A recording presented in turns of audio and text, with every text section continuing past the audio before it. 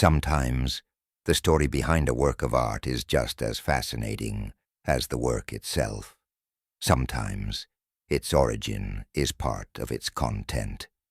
The story of 20th century writer Fernando Pessoa and his masterwork, The Book of Disquiet, is one of those cases where the story behind it sounds like a work of fiction itself. Pessoa was born in 1888 in Lisbon, Portugal. At the early age of just 5 years old, he was exposed to loss and impermanence when his father died of tuberculosis. The following year, his younger brother also died. Not long after, his mother remarried, and the family moved to South Africa, taking from Fernando the landscape of his childhood. While living in South Africa, Pessoa became fluent in English and developed an appreciation for English literature. When he turned 17, he returned to Lisbon by himself, where he would spend the rest of his life and dedicate most of his time to writing. However, by the time he died in 1935 at the age of 47, he had only published a few books that went mostly unnoticed, and he essentially wrote in complete obscurity, unknown by anyone. Yet he seemingly died, knowing that he was a great literary figure, or at the very least, that he would likely become one. And in an almost unsettling prophetic way, he was right. After his death, Pessoa's manuscript of the Book of Disquiet, along with tens of thousands of other manuscript pages, many still being edited to this day, remained tucked away in a wooden trunk, unknown by anyone. It wasn't until 1982, 47 years after Pessoa died, eerily the exact same age at which he died, that the Book of Disquiet was found and published. This book would go on to become what is widely regarded as one of the most unique and important literary works of the 20th century. Inside the book is a lifetime's worth of Pessoa's reflections and musings about reality and dreaming, about tedium and selfhood, about the absurdity of being and the futility of doing, about the simultaneous complexity and simplicity of life, about the contradiction and paradox at the core of everything. The book is made up of a collection of fragmented vignettes, written in a style somewhere between diary entries and poetry. There is no real linear order to the book, and it can arguably be experienced just as well backwards as forwards. Even more interesting, Pessoa does not claim to be the author of any of it. Rather, it is credited to a man named Bernardo Soares, an assistant bookkeeper from Lisbon, Portugal, as well as possibly a man named Vicente Guedes. Soares and Guedes, however, aren't real. They are characters Pessoa created to create the book. Found throughout the massive collection of all of Pessoa's manuscript pages are various pseudonyms, fictitious authors to whom he credited different pages and collections. These authors aren't just different pen names, though. They are different characters with different writing styles, personalities, views, and backstories. Pessoa referred to these author characters as heteronyms, and there were around 80 that he wrote under throughout his lifetime. Thus, the Book of Disquiet is not exactly a non-fiction book from an anonymous author, nor is it really a novel about a fictional character or story. It is somewhere in between. Because of this, it is often described as the weirdest autobiography ever written.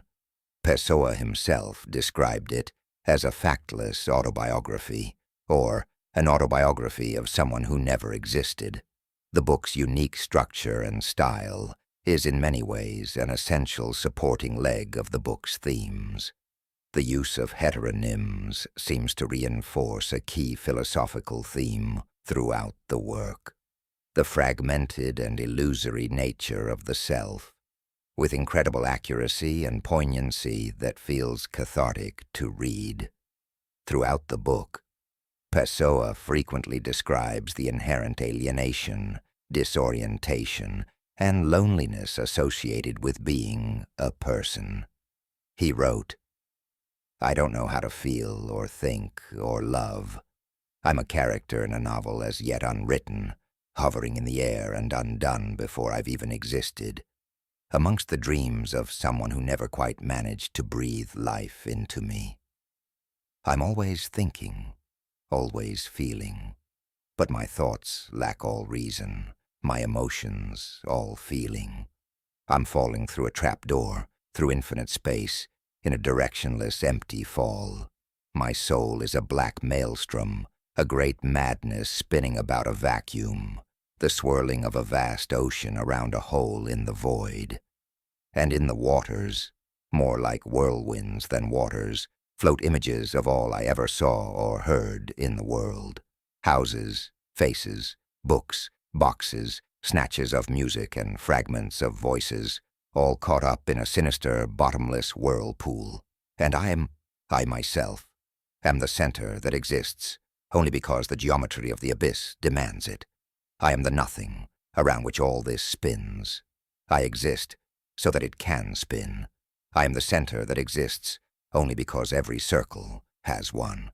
For Pessoa, self-understanding, or perhaps the attempt to understand the self, is a free fall down a rabbit hole with the landing that kills you. And the impossibility of understanding and communicating one's internal experiences while on this free fall lends itself to a lifetime of disquiet and disorientation. Throughout the book, Pessoa also often discusses themes of tedium, futility, and meaninglessness. For him, everything is a sort of delusion. Life is a sequence of dreams. I've never done anything but dream. This and this alone has been the meaning of my life. My only real concern has been my inner life," Pessoa wrote. For Pessoa, there is no real point in doing or achieving anything. Reality, as we experience it, is as deluded and false and meaningless as the several dreams we had last night that dissolved upon waking, never to be known or thought of again. Life is but a dream, destined to be coated over with the fog of consciousness and forgotten upon the morning sunrise. Pessoa wrote, "If I write what I feel, it's to reduce the fever of feeling. What I confess is unimportant, because everything is unimportant. The recognition of the futility of doing anything, and the advocacy of receding into a dream world, reinforces another major theme of the book, contradiction and paradox. After all, why write about the pointlessness of doing anything and the impossibility of ever adequately saying anything while doing something and saying things? Perhaps, however, this does not speak to the incoherence of Pessoa, but rather speaks to what Pessoa might believe is useful in paradox. In medicine, certain preventative and preparation treatments contain forms of the bacteria or virus that cause the disease the treatment is used to prevent. Likewise, arguably, both creating and consuming good literature and good art expose you to the virus of being, so you can hopefully develop enough immunity to survive. Perhaps paradoxically, then, the driving force that compelled Pessoa to create and write and do was the awareness that creating and writing and doing is pointless. It is also relevant to note that the Book of Disquiet was left unfinished. With this, it is almost as if the book mirrors Pessoa's philosophical conception of existence, trapped inside a trunk only truly known after Pessoa's death. Once it could no longer be changed by him, interpreted only through a fragmented collection of vignettes written by someone who never existed, finished by time, not by intention. The book itself seems to be an almost perfect metaphor for a person. It is unsettling to consider all of this and then realize that the word Pessoa, his birth name, translates in English into person, if that's not enough. Perhaps the most confounding aspect of the Book of Disquiet's story is that it contains passages that prophesy its fate. In it, Pessoa wrote, "It sometimes occurs to me, with sad delight, that if one day in a future I won't be part of, the sentences I write are read and admired, then at last I'll have my own kin, people who understand me, my true family in which to be born and loved. But far from being born into it, I'll have already died long ago. I'll be understood only in effigy, when affection can no longer compensate for the indifference that was the dead man's lot in life. Perhaps one day they'll understand that I fulfilled, like no one else, my instinctive duty to interpret a portion of our century. And when they've understood that, they'll write that in my time I was misunderstood, that the people around me were unfortunately indifferent and insensitive to my work, and that it was a pity this happened to me. And whoever writes this will fail to understand my literary counterpart in that future time, just as my contemporaries don't understand me, because men learn only what would be of use to their great-grandparents.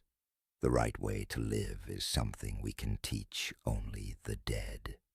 And of course all of this came true. It's happening right now with these words. We are currently participating in Pessoa's fortune, told by himself a century ago. One can only wonder, was this a masterfully constructed plan by a genius creative mind? Was it chance? Was it both? Or was it something else? Whatever the case may be, the story of the Book of Disquiet seems to have almost become a part of its artistic creation. It elicits an almost metaphysical, spiritual quality. It feels like a religious book for atheists, a manual for nihilists. It can, and probably will, devastate most of those who read it. But it will also help comfort and remind one not to take oneself, or life, too seriously. Sometimes exposure to the ailment is part of the treatment.